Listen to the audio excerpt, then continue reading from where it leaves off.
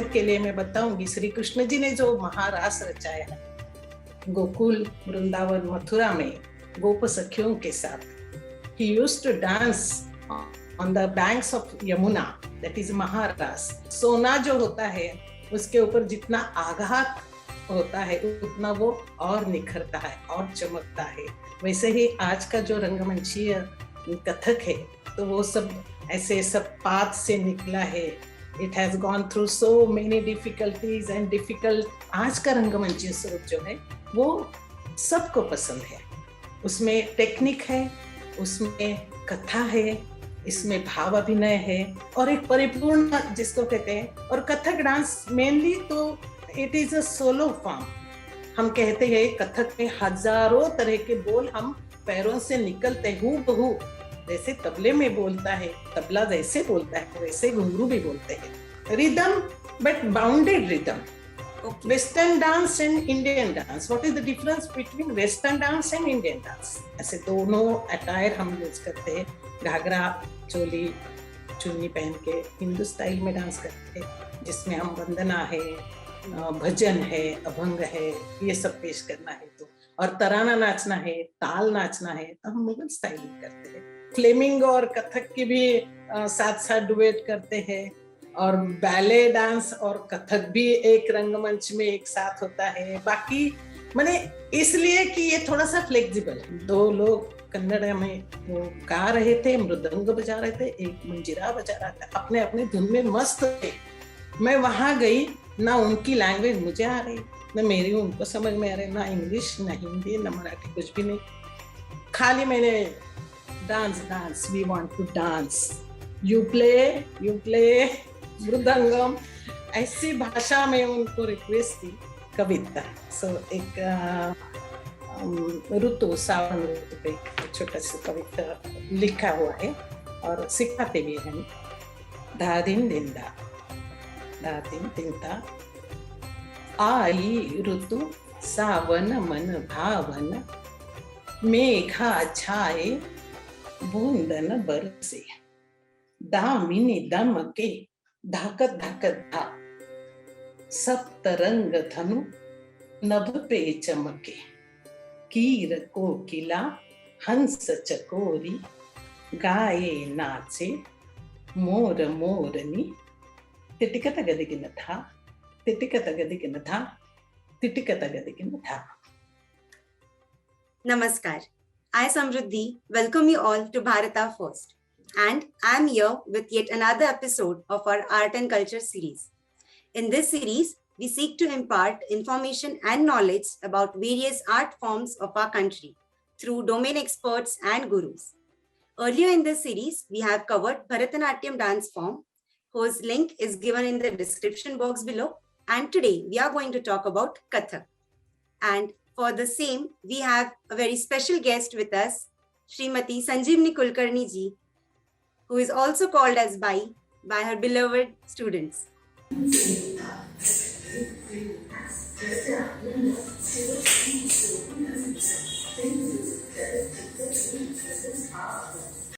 Bai, she is founder of Kathak Kalananda Nritya Samstha, Nasik, and this samstha is in place for over 40 years now. She has trained Kathak dancers not only in India but also abroad. Bai, it gives me immense pleasure to welcome you on this platform. Yeah, yes. Namaskar. Thank you, Samruddhi, calling me twice. Yes, I Bai. would like to impart my experiences, my passion of dance to all of you. So welcome all of you for this session. And yes, over Bai. to Samruddhi. Yes. Bai, before we begin, I would like to recite a shlok, that is Natya Kramaha shlok, in which it's very beautifully our five senses are taken together in this rhyme. So, वो श्लोक कुछ इस तरह है, यथा हस्तो तथा दृष्टि, यथा दृष्टि तथा मनः, यथा मनः तथा भावः, यथा भावः तथा रसः. And as a Kathak dancer, I feel every dancer needs to understand the importance of this shlok. Yeah. So with this, I would like to begin our discussion of for Kathak. why don't you take us to the journey of Kathak as to how it originated and how do we see it today?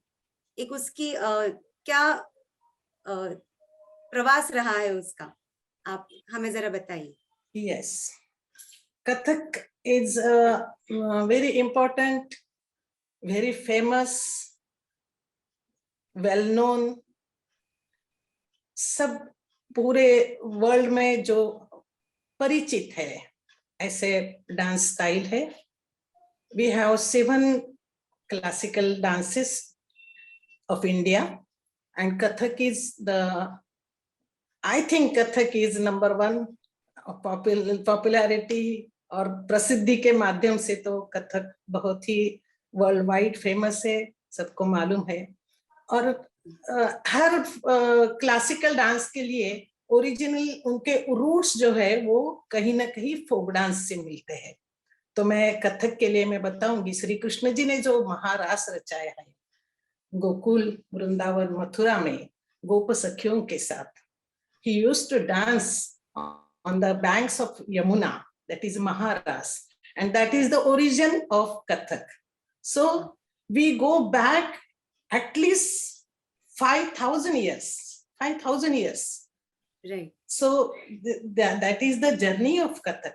Time से वो अपना रूप बदलता गया, थोड़े थोड़े से उसके ऊपर कालोघ जिसको कहते हैं आघात होते गए. और फिर भी जैसे हम कहते हैं कि सोना जो होता है उसके ऊपर जितना आघात होता है उतना वो और निखरता है और चमकता है. वैसे ही आज का जो रंगमंचीय कथक है तो वो सब ऐसे सब पाथ से निकला है. It has gone through so many difficulties and difficult steps and जो रास्ते से निकला है और आज का वो रंगमंचीय स्वरूप जो है वो बहुत सुंदर है. कथक की वैसे यात्रा बताओ तो हमारे वैदिक काल से नृत्य है, नृत्य तो हर जगह है. हमारी history, see how we recognise any country, what is the culture of that country. So our sculpture, our literature, our religion, and mainly our art forms. So our India, we have very rich traditions in sculptures, in religion, and mainly in kala, that is art forms.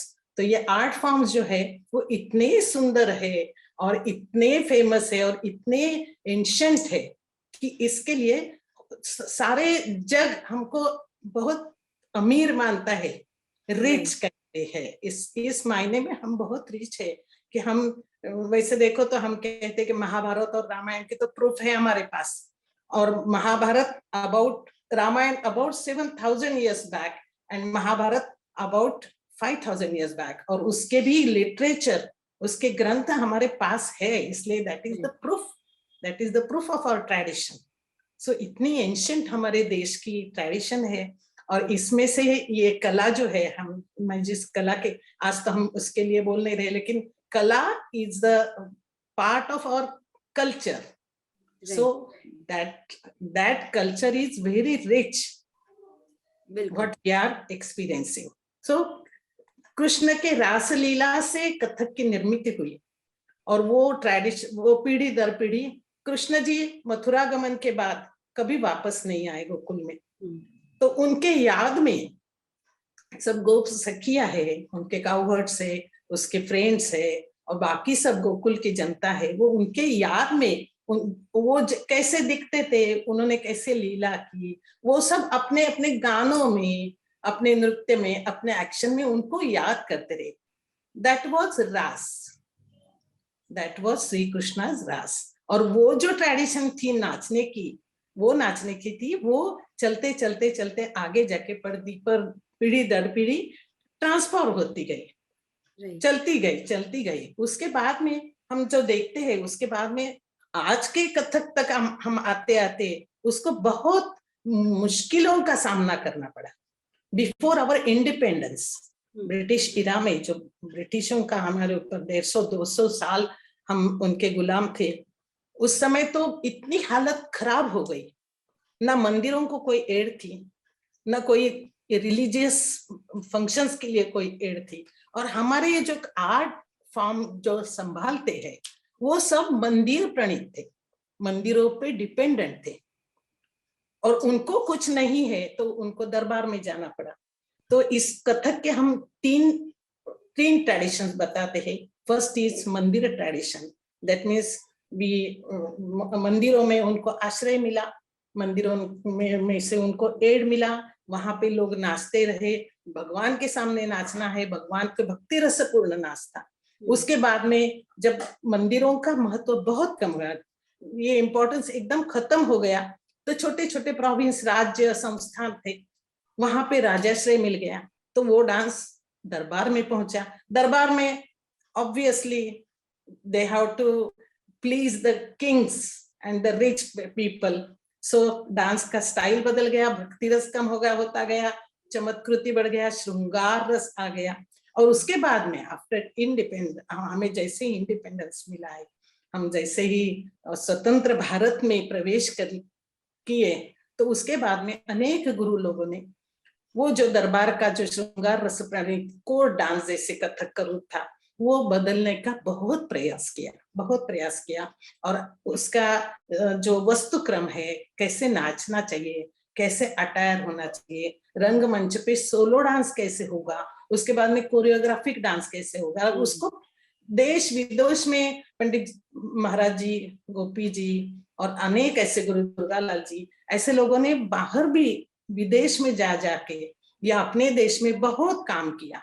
Workshops लेना है, students को तैयार करना है, हर जगह conference में नाचना है, ऐसे कर करके फिर वो स्टेज का जो कथक है वो बहुत सुंदर डेवलप किया, उसको एक नया आयाम दिया। और आज का रंगमंच स्वरूप जो है वो सबको पसंद है। उसमें टेक्निक है, उसमें कथा है, इसमें भाव अभिनय है, और एक परिपूर्ण जिसको कहते हैं। और कथक डांस मेनली तो it is a solo form. It is just from original, it is a solo form. Okay. Kathak, that means kathak, katha, ka means कहने वाला, storytelling, katha ka, that is storytelling. तो जो storytelling हमारे यहाँ महाराष्ट्र में जिन हम कीर्तनकार कहते हैं, भारतवर्ष में हर राज्य में ऐसी प्रणाली चलती है, जैसे हमारे यहाँ कथकरी कहते हैं, हम वारकरी कहते हैं, ऐसे ही यूपी, बिहार और पूरे नॉर्थ इंडिया में कथक एक प्रणाली है। कथक मीन्स ये लोग मंदिरों में भगवान की कथाएं सुनाते हैं। 100-200 साल पुरानी बात तुम देखो, उस समय मनोरंजन के कौन से साधन थे? आज हम देखते हैं बस सबके हाथ में मोबाइल है, टीवी है, ये है, म्यूजिक सुनते हैं, सब कुछ है। लेकिन उस समय लोगों ने एक जगह पे जमा होना, किसी ने कथा कहना, भगवत भजन करना, एक जगह जमा होके जो भी है त्योहार उत्सव सब एक जगह करना, यही सब जिंदगी थी। इसी में सब लोग क्या इंटरेस्ट लेते थे, करते थे। तो ऐसे इसमें जो कथा कहने वाले थे उनको कथक कहते थे, कथक लोग। और इन कथक लोगों ने जो डांस डेवलप किया, इसलिए उस डांस का नाम है कथक।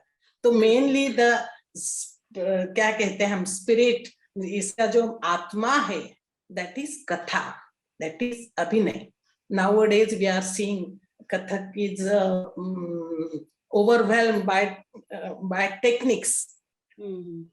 So many ताल, so many tukdes, tihai, paran, footwork, chakkar. But the atma, the spirit of Kathak is abhinay, bhav. In solo form, these Kathak people used to tell stories, and to elaborate that stories, they tie ghungroos in their feet and just give tal with the ghungroos. Afterwards, their young children used to dance on some songs like Hori, like Ram, birth of Krishna. उसके जो गाने होते थे, भजन होते थे, उस पर वो छोटे छोटे बच्चे नाचते थे। कुछ दिन मैंने कुछ जैसे जैसे ये डेवलप होता गया ये डांस बच्चों का, वैसे वैसे लोगों को वो ज्यादा पसंद आने लगा। कथा तो सुनते ही थे लेकिन वो डांस भी बहुत पसंद आने लगा, तो लोगों को पसंद है तो वो ज्यादा डेवलप होता गया। और वो जो डेवलपमेंट है वो कथक का मार्ग है, वो कथक का मार्ग है। और इस तरह से कथक का जन्म की मैं बात बता रही हूँ। और वो जो 3 ट्रेडिशन है, ये इस प्रकार तो मंदिर में था, उस प्रकार उसके बाद में मुगल इरा में हम देखते हैं कि भारतवर्ष में साउथ इंडिया काफी हमारे हिंदू राज्य वगैरह रहे, लेकिन नॉर्थ इंडिया में खासकर 700-800 साल तक ईरान, अफगान और मुगलों का साम्राज्य रहा। उस समय तो बहुत ही हालत खराब हो गई मंदिरों की, धर्म की, रिलीजन की, ट्रेडिशन की। उस समय ये कोर्ट डांसर जैसे हो गया। और उसके बाद में फिर से आफ्टर आवर इंडिपेंडेंस तो वो फिर से अच्छे रूप में आज निखर रहा है। ये तो कथक का मार्ग है। आज कथक सब लोग देखते हैं, तो ये जो है उसकी हिस्ट्री इस तरह से है। जी बिल्कुल, बहुत ही आसान और सरल भाषा में आपने हमें बताया दैट कथा कहलाए सो कथक, ये जो हम कहते हैं, it started from the story telling in mandir. फिर as and when the invaders came, it became a court dance, and after independence this is what we see, the commercialisation of Kathak जो हमें दिखता है अभी। जी बिल्कुल। भाई आपने घुंघरू के बारे में बताया अभी, तो घुंघरू का हमारे कथक में क्या इम्पोर्टेंस है, इस पे आप थोड़ा सा बताइए। जैसे मैंने बताया कि कथा कहते समय वो कथा को एलाबोरेट करने के लिए पहला मार्ग तो उनका था कि संगीत, गाने जो कथा में आते थे, और दूसरा मार्ग था कि ताल। उस ताल के लिए वो कीर्तनकार खुद के पैरों में घुंघरू बांधते थे। और जो ताल है वो ताल इज वेरी अट्रैक्टिव थिंग। हर जगह देखो आप, तुम गाना सुनो तो गाने के साथ जिसको नहीं संगीत मालूम है, जो कुछ सीखा नहीं, वो भी ताल पकड़ता है। ताल is the means for attractions in music. ये ताल दिखाने के लिए, हम भाव प्रदर्शन के लिए तो हमारी आंखें हैं, हमारा चेहरा है, हमारा स्माइल है, हमारे हस्तक है, सब कुछ। लेकिन ताल के लिए स्पेशली पैरों का काम जरूरी है। और पैरों के काम सूक्ष्म से, हम कहते हैं कथक में हजारों तरह के बोल हम पैरों से निकलते हैं, हूबहू जैसे तबले में बोलता है, तबला जैसे बोलता है वैसे घुंघरू भी बोलते हैं।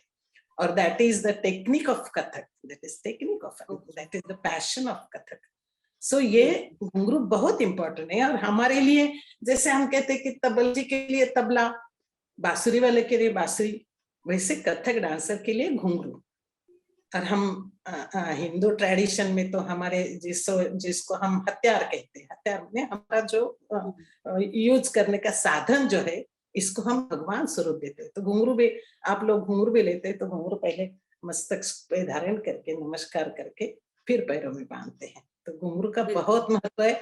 और कथक 7 स्टाइल्स जो मैंने कही आपको, आप वैसे भी पहले भी दिखा है, भरतनाट्यम दिखा है, भरतनाट्यम है, ओडिसी है, कथकली है, मणिपुरी है, मोहिनी अट्टम है और कथक है। तो कथक एक ऐसे डांस है जिसमें ताल प्रधानता सबसे अधिक है, सबसे अधिक है। जो तांत्रिक भाग है, ताल यानी हम इसे रिदम कह सकते हैं भाई? या rhythm, but bounded rhythm. Okay. Western dance and Indian dance. What is the difference between Western dance and Indian dance?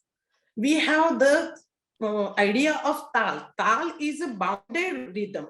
We have matras, 16 matras, that is bounded rhythm. 6 matras, 7 matras. Thousands of tal we are using in our sangeet.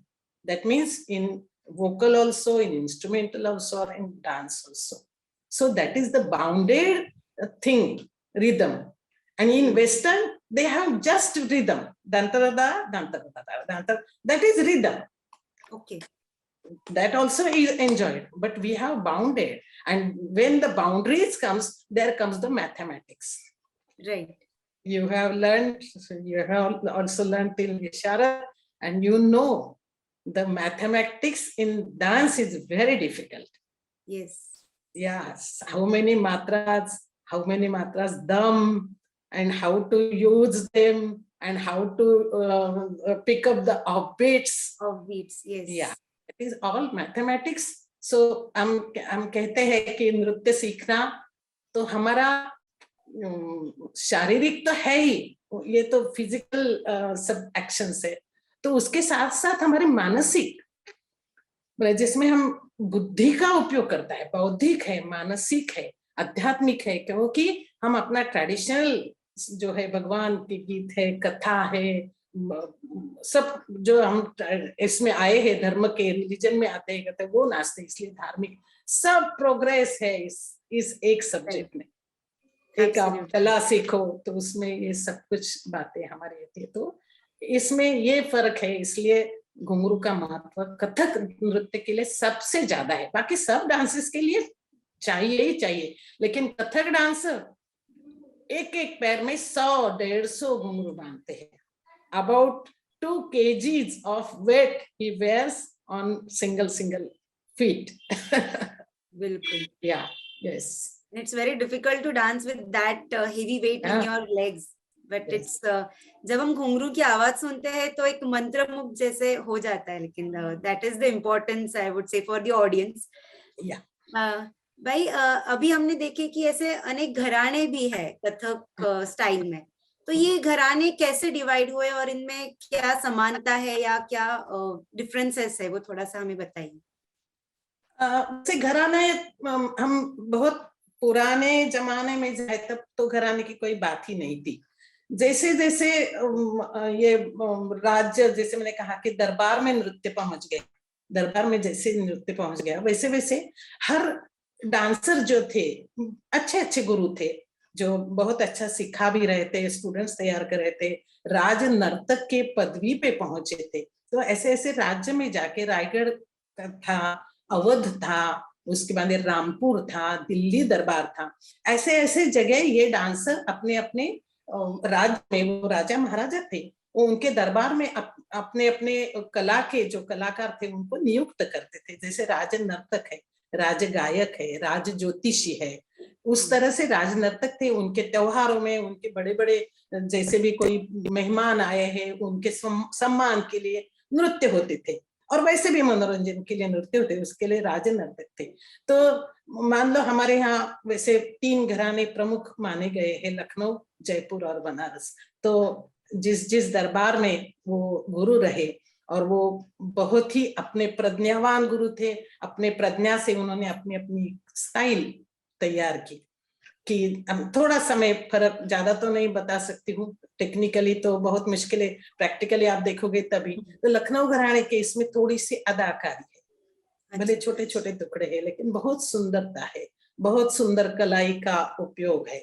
बहुत speed में नहीं नाचेंगे, लेकिन जो नाचेंगे तो बहुत खूबसूरत, जैसे बिरजू महाराज जी उसके जो वारस है। उसमें जरा बनारस जो घराना है उसमें जरा लमछड़ नाचने की सिस्टम है, बड़े बड़े टुकड़े हैं, और थोड़े से धर्म का जो संस्कार उनके ऊपर ज्यादा है। और जयपुर के जो है वो फुटवर्क में है, फास्ट लय है, द्रुत लय है, बहुत ज्यादा मैंने क्या कहते हैं एक्शंस, हस्तक उनके द्रुत लय में होते हैं। ऐसे थोड़े थोड़े जो फर्क मैं अभी बताती हूँ, तो वो उन गुरुओं ने कैसे अपनी स्टाइल सेट की है उसके ऊपर, और ये फर्क तो वैसे ही कायम रहा, अपने अपने शिष्य उस तरह से उन्होंने तैयार किए, इसलिए घराने की बात हो गई। और ये बहुत पुरानी बात नहीं है, 100-200 साल पहले से एक थोड़ी सी घराने की परंपरा शुरू हो गई, उसके पहले नहीं थी। ओके, बिल्कुल भाई। और हम देखते हैं अभी जैसे हम आगे बढ़ रहे हैं वैसे इन घरानों ने भी अपना अपना और अलग सब डिविजन्स भी देखने को मिलते हैं, कि जैसे स्टाइल थोड़ा चेंज हुआ तो वैसे अलग स्टाइल से भी हमें टेक्निकलिटीज में फर्क देखने मिलता है। अभी क्या हुआ है, जैसे ही जब घराने पैदा हुए तब हमारे जिसको कहते हैं ना यातायात के जो साधन है वो कम थे। मैं यहाँ से काशी यात्रा पे जाऊं तो 6 महीने लगते थे, ऐसे नहीं कोई जाता था, घोड़े पे बैठ के जाओ या कहीं पालकी पे जाओ, उस समय की बात है। अब तो ऐसी कोई बात ही नहीं है। मैंने अभी हम तो इतना फास्ट हो गया सब लाइफ, राइट, है ना। तो मैंने कोई भी चीज यहाँ पे एक चीज होती है। आज की तो बातें अलग है, हम जैसे टेलीविजन और इसके इसमें आए हैं सैटेलाइट के युग में, तो यहाँ पे एक बात हो गई कि वो पूरे वर्ल्ड में फैल जा सकती है। तो ये जो ज्योग्राफिकल डिवाइड कैरी ओवर जो है वो इजी हो गया है। तो आज के जमाने में बहुत प्योरली कोई घराने का प्रसार नहीं करता है। जो जो सुंदर है वो अपनाओ और उस तरह से नाचो। कहने के लिए हम कहते हैं, नहीं ऐसी बात नहीं कि मैं भी कहती हूँ कि हम लखनऊ घराना का नाच करते हैं, तो मेनली बातें उसमें है। लखनऊ घराने की जो बेसिक बातें हैं वो रहते हैं, लेकिन बंदिशें जो है वो अपनी भी बनाते हैं सब लोग। तो एकदम ऐसे नहीं है कि 4 ही बंदिशें लेके हम पूरे जा रहे हैं। तो अपने अपनी बुद्धि से सब लोग बंदिशें बनाते हैं, नाचते हैं, लेकिन नाचने की स्टाइल थोड़ी वैसे जो पहले जो प्राथमिकता जो होती है वो घराने के ऊपर होती है। नहीं तो आजकल घराने की दीवारें सब पिघल गई, ऐसे मैं तो कहती हूँ। There are no boundaries for Gharanas. What is beautiful and attractive, you can grasp it and you can have it. And in Kathak, we have that liberty to modify according to the needs of the present. Yes. इसलिए हम इतना popular उसे बना पाए हैं, फिर वो हो गया है पॉपुलर। सही बात। भाई हमें थोड़ा अटायर के बारे में बताए कि पहराव कैसा रहता था पहले और अभी, कैसे प्रॉपर एग्जैक्ट अटायर क्या है कुछ। हाँ, as compared to other dances, the South Indian dances, they have very particularly ornaments and attires and style. They have never changed. But जब कथक की बात आती है तो मैंने जैसे कहा कि दरबार में पहुंचा, मंदिर से अब रंगमंच में आ गए, तो अटायर और थोड़ा सा लुक्स इसके चेंज होते गए। मंदिरों में तो सबसे पहले तो लड़कियां तो नाचती नहीं थी। जब मंदिर प्रणाली चले तब लड़कियां नहीं नाचती थी, सब खाली लड़के नाचते थे, क्योंकि वैसे भी साउथ नॉर्थ इंडिया में थोड़ा सा घूंघट सिस्टम है आज भी, तो लड़कियां नहीं नाचती थी। लेकिन जैसे ही डांस थोड़ा सा बच्चियां भी सीखने लगी तो घाघरा ओढ़नी ये पहले से था। उसके बाद में कोर्ट में जब गया तब टिपिकल मुगल स्टाइल का जब हम देखते कोर्ट डांस करके, जैकेट है, चूड़ीदार है, टोपी भी पहना करते थे उस समय दरबार के लिए, वो सब अटायर था थोड़ा सा। और आज रंगमंच के लिए हम कुर्ता, घेरेदार कुर्ता पायजामा, चुन्नी, ये अटायर है। और खास करके कुंदन के जो गहने हैं वो कथक के लिए, क्योंकि वो लखनऊ के साइड के वो गहने हैं और डांस वहां से आए हैं, तो कुंदन के जो गहने होते हैं वो पहनते हैं। मुगल स्टाइल और हिंदू स्टाइल ऐसे दोनों अटायर हम यूज करते हैं। घाघरा चोली चुन्नी पहन के हिंदू स्टाइल में डांस करते हैं, जिसमें हम वंदना है, भजन है, अभंग है, ये सब पेश करना है। तो और तराना नाचना है, ताल नाचना है, तो हम मुगल स्टाइल में करते हैं। तो उसके लिए थोड़े से 2 तरह के अटायर है वो। इसमें भी ये भी कथक के ही स्पेशलिटी है कि इस तरह के अटायर हम यूज करते हैं। बाकी डांसेस तो बहुत क्या कहते हैं, अपना पकड़ के रखे हैं, रूट्स पकड़ के रखे हैं। और हम अच्छी बात है, बहुत अच्छी बात है, लेकिन हमें अच्छी लगती है जी। और हम देखते हैं हमारी मुद्राएं जो रहती है हाथ की, जो हम करते हैं, वो भी कथक में हम थोड़ी सी उन्हें मॉडिफाई कर लिया है कि हम ऑडियंस तक पहुंच सके, इसलिए तो काफी थोड़ा एक फ्लेक्सिबल टाइप हमें देखने मिलता है। जी। See, we can talk both side. For some people say it is diversely, some say it is very nice because it is a flexible dance. It is a famous worldwide. लोग Fleming और कथक की भी साथ साथ duet करते हैं, और ballet dance और कथक भी एक रंगमंच में एक साथ होता है। बाकी माने इसलिए कि ये थोड़ा सा फ्लेक्सिबल है। हमारे यहाँ अर्थ के अनुसार जो नाट्य शास्त्र में लिखा है कि मुझे श्रृंगार रस दिखाना है तो मुझे आंखें ऊपर नीचे करनी है या ऐसे, इतना रिजिड हम नहीं करते। मुझे श्रृंगार दिखाना है तो मैं नॉर्मली जैसे श्रृंगार दिखाऊंगी वैसे दिखाती हूँ। सहज मुद्रा जिसको कहते हैं, एक तो बुकिश थोड़ा से ग्रंथ से आई है वो है, थोड़ा सा नाट्य धर्मी और लोक धर्मी, ऐसे दो प्रकार करते हैं। कथक थोड़ा सा लोक धर्मी है नृत्य कि शास्त्रीय तो है ही, शास्त्र को तो हम फॉलो करते हैं, लेकिन लोगों को पास लाने के लिए, उनके समझ में आने के लिए उसको थोड़ा मॉडिफाई भी करते हैं, इसलिए बहुत रिजिड फॉर्म नहीं है। फिर भी आजकल थोड़ा सा स्ट्रीम चल रहा है कि नहीं, we have to use these typical mudras for that typical meanings, and you all the students will also follow that rule, so that बहुत चेंजेस नहीं होंगे। Okay. The flow should be like Kathak only।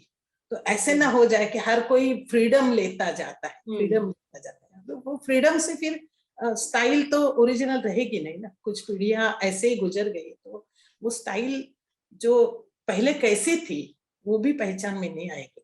इसलिए अभी थोड़े से गुरु लोग बहुत शार्पली कह रहे हैं कि नहीं, हम लोगों को भी जो करना है वो दिखाना है, या मुझे दिखाना है घूंघट दिखाना है, या मुझे तोता दिखाना है, पैरट, तो मैं वैसे ही मुद्रा करूं, वैसे ही मैं जो शास्त्र में दिए है। बहुत फ्रीडम नहीं लेना चाहिए, ऐसे भी चल रहा है और करेंगे वैसे भी करेंगे। We must follow the rules also, because we are following our classical dance. Right. Yeah, classical dance is based on some rules, some shastra, some sahitya, so we have to follow that. बिल्कुल, this is a very important thing to know. Yes.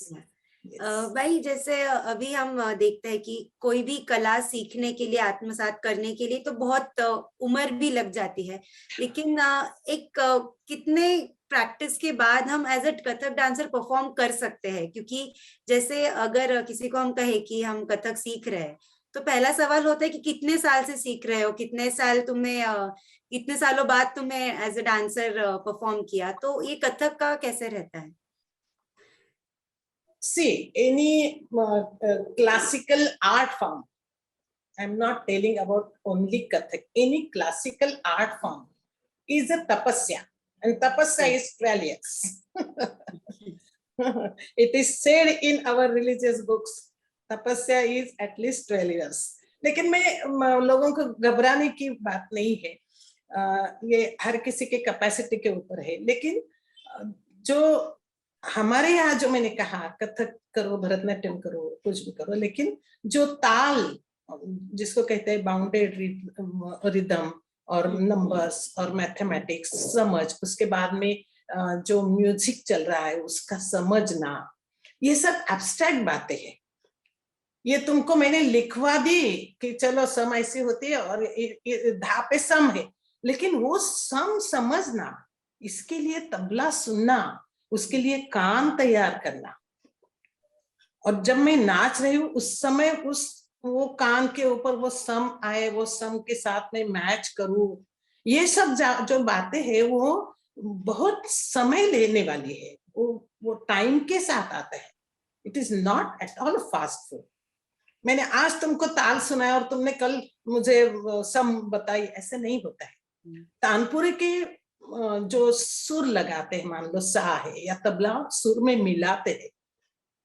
अच्छे लोग समझ में नहीं आता उनको कि ये सा काली चार आया है या नहीं आया है, उसके लिए काम तैयार होना पड़ता है, और उसके लिए जो है वो तपस्या है। वैसे ही है कथक है, कथक करो या कोई भी आर्ट फॉर्म करो जो क्लासिकल है, उसके लिए ये एब्स्ट्रैक्ट जो बातें हैं, भाव प्रदर्शन के लिए, रस निष्पत्ति के लिए, तबला समझना, उसके बाद में नगमा समझना, उसके साथ साथ चलना, बंदिशें कैसे चल रही है। ऐसे भी नहीं होता है कि किसी को गलत आ गया और वो भी नहीं समझ में आता कि मेरी बंदिश नहीं आई, मैं गलत आई, ये भी नहीं समझता है। ये नहीं होना चाहिए ना क्लासिकल फॉर्म के लिए। तो ये तो अपनी अपनी कैपेसिटी भी मायने रखती है। It is dependent on the capacity of every student. One student get in 2 years, but other needs 5 years for that thing. ये भी होता है। और जो कहते हैं हम ट्रेनिंग के ऊपर भी है। मैं कहती हूँ कि अगर गुरुकुल पद्धति में सीख रहे बच्चे मेरे पास है, 12-12 घंटे वो सुन रहे हैं, तो वो तैयार हो जाएंगे। 2 साल में हम उनको नचाएंगे स्टेज पे। लेकिन इतना टाइम नहीं है। तो हमारे यहाँ जो कोर्सेज जो बने हैं, 7 परीक्षा है, तो विशारद की मैंने 7 साल में नहीं होती है, लेकिन 8-9 साल में विशारद होते हैं। तो उसके बीच बीच में भी आप नाचती है, नहीं नाचती ऐसी बात नहीं, समझ में भी आता है। लेकिन जो मैच्योरिटी है, जो कैपेसिटी है, सोलो डांसिंग के लिए अलग कैपेसिटीज की जरूरत है। अपने आप कंडक्ट करना है, अपने आप म्यूजिक को संभालना है, तो वो सबके लिए तो मैं तो कहूँगी तपस्या है ये। और ये थोड़ा सा फ्लेक्सिबल है अपने अपने ऊपर। बिल्कुल। भाई आपने बताया कि जैसे इतने सालों से आप ट्रेन कर रही है स्टूडेंट्स को, तो आपके इतने एक्सपीरियंस में ऐसा कोई एक्सपीरियंस आप शेयर करना चाहेंगे हमारे साथ जो आपको मन को छू गया या बहुत एक अलग तरह से लगा? सुनो समृद्धि, वैसे तो 40 साल में संस्था के माध्यम से सिखा रही हूँ। हर प्रोग्राम मेरे लिए नया एक्सपीरियंस होता है, नया होता है। लेकिन कुछ कुछ ऐसे होते कि मैं कहूँ किसी को, ऐसे अनेक है। मैं एक खाली बताती हूँ। हम लोग, मैं 15 स्टूडेंट्स को लेके चिदम्बरम गई थी। Chidambaram is the place, the only place where Shiva is in Nataraj farm. Chidambaram, it is near Bangalore or Chennai. Chidambaram, that's a small place, and Nataraj मंदिर वहां पे है। बहुत ही प्राचीन, बहुत ही एंशिएंट है। और नटराज स्वरूप में कहीं भी जाओ आप, शिव की पूजा करते हैं, वो शिव पिंडी के इसमें कहते हैं, शिवलिंग होता है, और वहां पे नटराज स्वरूप है। और वो नटराज मंदिर बहुत बड़ा विस्तीर्ण है। और वहां पे मैं वो देखने गए थे, सब उसका स्कल्पचर बहुत ही सुंदर है। तो वहां जाने के बाद हम बहुत ऐसे इच्छा से गए थे कि हम वहां जाके भगवान के सामने कुछ तो करेंगे, भले 5 मिनट करेंगे। लेकिन हम इतने सब डांसर्स लेके, सबने घुंघरू लिए थे, कॉस्ट्यूम लिए थे, सिंपल लेके, और हम वहां पहुंचे। तो वहां पहले ही जाके उन्होंने कहा कि नहीं, नॉट अलाउड, नंबर लगे हैं यहाँ पे, तो स्टेज पे करना है, तो 15 दिन बाद आपका नंबर लगेगा। हम तो 2 दिन लेके गए थे, तो मायूस हो गए सब। We were very upset and came to our resident. Next day मैंने क्या सोचा मालूम नहीं, सबको कहा आज सब कॉस्ट्यूम पहनो, अपने अपने घुंघरू की थैली लेके, तो चलो सुबह 7 बजे के मंदिर में पहुंचे। और मालूम नहीं, इतनी विल पावर हमारी जबरदस्त थी कि हमने भगवान का दर्शन किया, प्रदक्षिणा की, सब कुछ। और एक जगह देखा तो कोने में स्टेज नहीं था, स्टेज पे तो बाहर है, लेकिन भगवान के सामने ऐसे जो जगह थी, वहां पे एक साउथ इंडियन, 2 लोग कन्नड़ में वो गा रहे थे, मृदंग बजा रहे थे, एक मंजीरा बजा रहा था, अपने अपने धुन में मस्त थे। मैं वहां गई, ना उनकी लैंग्वेज मुझे आ रही, ना मेरी उनको समझ में आ रही, ना इंग्लिश, ना हिंदी, ना मराठी, कुछ भी नहीं। खाली मैंने dance, we want to dance, you play mridangam, ऐसी भाषा में उनको रिक्वेस्ट की। उन्होंने भी हाँ करके हमको कह दिया करो। बच्चों को मैंने कहा 5 मिनट में घुंघरू बांधो बस। और हम लोग वहां पे वो मृदंग बजा रहे हैं, मेरे साथ एक सिंगर भी थे, तो वो भरतनाट्यम डांसर थी। तो भरतनाट्यम के आइटम हो गए, कथक के आइटम हो गए। उन्होंने इतना सुंदर मृदंग बजाया, मैंने खुद गाया, पढ़न की, सब लोगों ने, बस आधे घंटे का प्रोग्राम हो गया। देखने अब इतना नाच रहे, घुंघरू बज रहे, तो लोग भी जमा हो गए, 100 से लोग जमा हो गए। तो मैंने खाली कहा भगवान से, इतने मन से कहा, मेरे आंसू निकल आए कि इतना विल पावर मेरी थी कि हम भगवान के सामने कुछ करें। तो भगवान ने म्यूजिशियन भी भेज दिए, देखो, प्रेक्षक भी भेज दिए, तालियां भी मिल गई हमें, और वो प्रोग्राम मेरे एकदम दिल को छू गया। ऐसे एक छोटा सा एक्सपीरियंस ऐसे बताया मैंने। ऐसे अनेक होते हैं, लेकिन ये बहुत सुंदर एक्सपीरियंस है। सच में सुंदर, मतलब ऑन द स्पॉट कोई तालीम अगर हो रही है तो वो देखने के लिए भी अलग आनंद होता है, और जब हम परफॉर्म करते हैं तो वो एक बहुत ही अलग आनंद रहता है।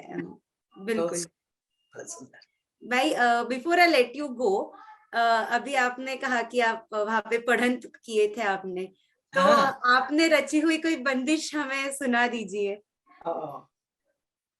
अच्छा, मेरी तो सुनाती हूँ, लेकिन पहले मेरे गुरु मुन्नालाल शुक्ला जी के चक्रधार तोड़ा सुनाती हूँ, अच्छा लगेगा। पहला मान गुरु का। बिल्कुल। दा दिन दिन दा दा दिन दिन दा दा दिन दिन दा दा कर दिन दा दा दिन दिन दा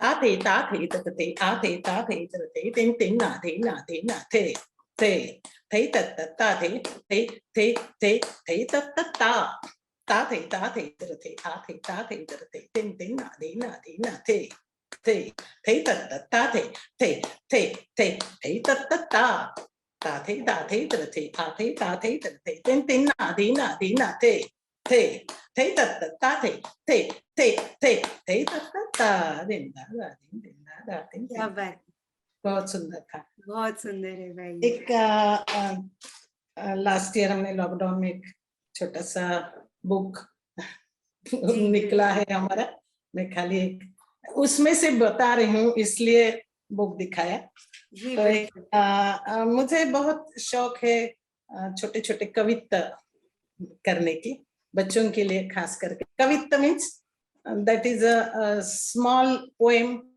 which is recite with tal, not with swar.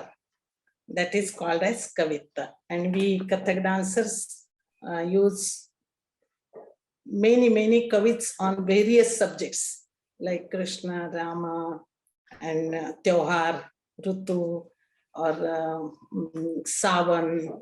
So many subjects are there, and so I like to write some कविता। सो एक ऋतु, सावन ऋतु पे एक छोटा सा कविता लिखा हुआ है और सिखाते भी हैं। धा दिन दिन दा धा दिन दिन दा आई ऋतु सावन मन भावन, मेघा छाए बूंदन बरसे, दामिनी दमके धाकत धाकत धा, सप्तरंग धनु नभ पे चमके, कीर कोकिला हंस चकोरी, गाये नाचे मोर मोरनी, तिटिकत गदिगिन था तिटिकत गदिगिन था तिटिकत गदिगिन था। क्या बात है भाई, क्या बात है, बहुत ही सुंदर आपका भाव अभिनय और वो कविता जो आपने प्रस्तुत किया, हमारे सामने चित्र आया सावन का। बिल्कुल छोटे छोटे बच्चों के लिए तो means instead of teaching them all the technical bowls and everything, they love to hear some meaningful words. That is right. And I love to teach them all these things. Yeah, so I write also and give also. Yes, the kids can relate to this as the rain scene or something like that. So it's very beautiful, bhai. Thank you so much. आपके बंदिश सुन के हमारी चर्चा को यही विराम देते हैं। बहुत बहुत शुक्रिया हमारे साथ जुड़ने के लिए। नमस्ते। मैं सबको एक मैसेज दे देती हूँ, कोई ना कोई कला जरूर अपनाइए सब लोग। We have very rich traditions of art forms. Any form of dance, any form of vocal, any form of instrument, try to learn. It will last till your last moment. वो कभी आपको छोड़ नहीं जाती है। तो in this difficult situation, it is very important to have your mind balanced and happiness. So art will give you happiness. It is the way of getting happiness. Right. Getting rid of loneliness. So acquire any art form and be happy. Namaskar. Thank you, Ben. Thank you. In the end, I would say, if you put your heart in dance, dance will never leave your heart. If you like our content, please like, share, and subscribe to our channel, and let us know on which various art forms you want us to come up with such discussion videos. Do comment in the comment section below. Thank you for watching. Namaskar.